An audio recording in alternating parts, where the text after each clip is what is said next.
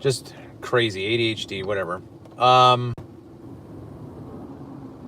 It's going to be interesting to see what happens for the rest of my existence because, you know, right now, what I'm experiencing is very, very interesting and different and exciting and challenging at the same time because I'm not working right now today because I chose to try and focus on creativity. When it's morning, I am most creative, okay? But then that's when I'm Uber and I can't do both. And then when I get home in the afternoon, I want to be creative. And it's difficult for me to get into a creative mindset. So I'm going to have to start making changes. I'm going to have to start perhaps, you know, what is it going to be like? Because if I get a different job and then I have late hours at night and then I have to sleep in and then I wake up and like, it's not going to, it's like, you understand the balance not going to be like the balance that I have right now. It's difficult to balance. But where I am at mentally, spiritually, emotionally, not economically, which is unfortunate. It's Smurf damn unfortunate that Uber and Lyft cannot responsibly recompense their drivers. Here's what should happen. Here's what should tell you how the system works. Here's what should tell you how the industry is not in favor of humanity.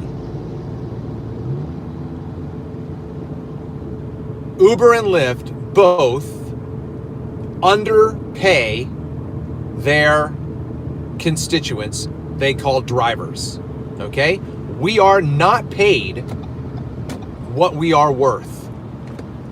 Now, if you talk to anybody who's been in the game for 10 years, that wasn't always the case. Drivers in years past were making hand over fist buckets of money. And now they're not. Why is that? You got to ask that question. Why is that? The other question is, why didn't those drivers, when they started seeing their money take a nosedive, why didn't they bail out of the app? Because if they had done that, then Uber and Lyft would have corrected themselves. That's how the market is driven. Do you understand what I'm saying? That's supply and demand. You need drivers, you better smurf and pay us.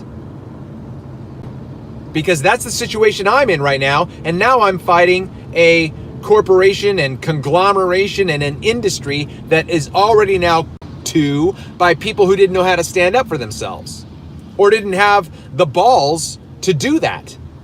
And yet here I am with Stone to do it, and everybody else is like, oh, you're not going to be able to win. You're not going to be able to win. Then you can just take a walk and keep your opinion to yourself. Because the way market is driven is, if you have a product and nobody wants it, you don't have anything to sell or offer. Don't. You just don't. If I have a product that I think is amazing and I like it and no one else wants it, it's not marketable. But if I have an item that is marketable, how am I going to build an audience, customers who will consume this product? What is going to be my mindset? I throw this back. This is the simplest way to think about it. If you go back in time, we're now back in the 1800s sometime. And we're in Tumbleweed, Arkansas, Oklahoma, Nebraska, California, Tumbleweed, wherever. And I am going to, let's do this, like I'm Seth Bullock, right? I'm Seth, and What Star? What's his partner's? I know his first name. His last name is Star. Anyway, this is from Deadwood. Open a hardware store. Why? Because there's gold in them thar hills, and the township of Deadwood, South Dakota, has miners and pan and everything. So that we can make some money here, Seth. Let's go out west. Open up a hardware store. Okay, great. We have things, we have assets that people will pay us money for. Ask yourself this question. How much money do I need to survive?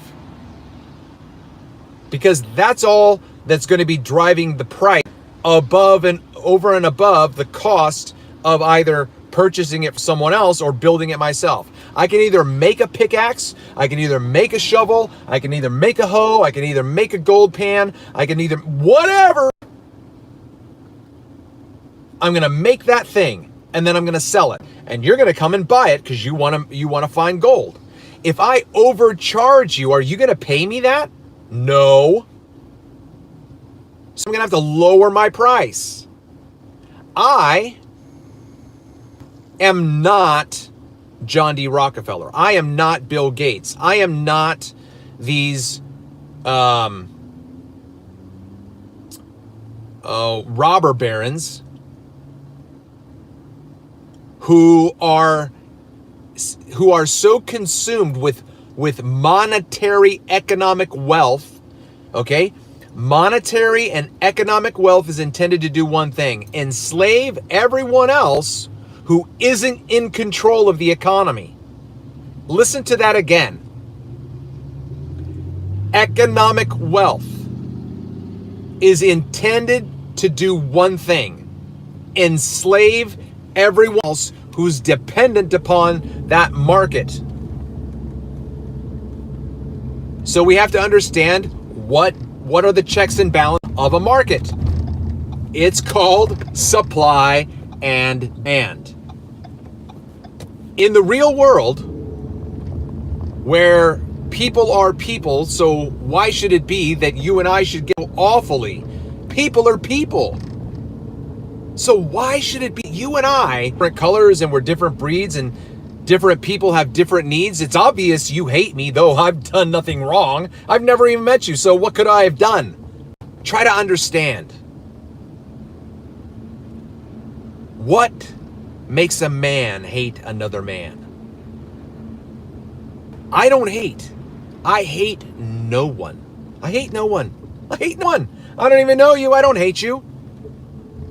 Neither am I going to get to the point of hating you afterwards. Now, anyone who operates in a way that is antithetical to serenity and peace and balance, that person hates other people. John D. Rockefeller, Bill Gates, any corporation, any corporation. Because for a corporation like Hair Cuttery and Ulta Beauty and Joanne Fabrics and Staples and Dick's and TJ Maxx, they don't care about you. They do not care about you. They care about the bottom dollar. And they're going to do whatever it takes to make as much as they can at your expense.